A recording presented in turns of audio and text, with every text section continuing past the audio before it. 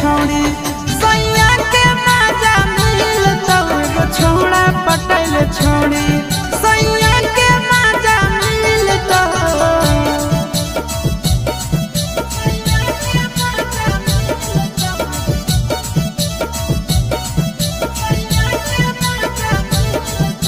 Mixed by Nandan Yadav.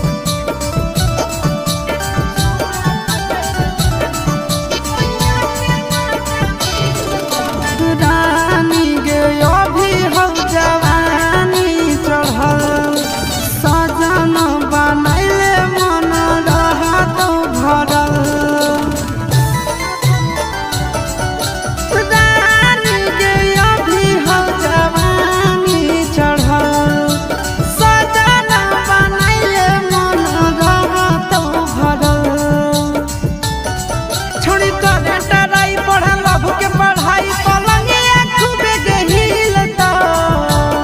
छोड़ी करे try पढ़ल लभ के पढ़ाई पलंगिया खूबे गहिलता। एगो छौड़ा पटैल छोड़ी सैया के मजा मिलता एगो छौड़ा पटैल छोड़ी सैया के मजा मिलता।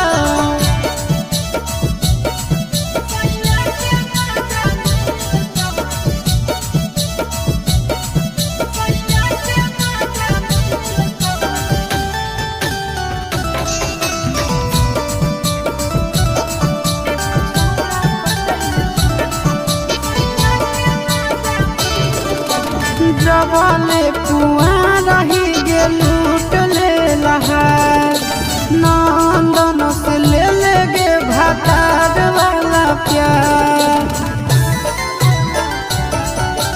जबले ही कुआ रही लूट ले लहार नंदन से ले गे भातार वाला प्यार। बड़ी दे तो मजा या से चिंटू राजा खरिहानी के घास छीलता।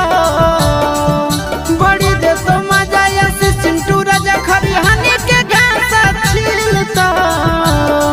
एगो छौड़ा पटैल छोड़ी सैया के मजा मिलता एगो छौड़ा पटैल छोड़ी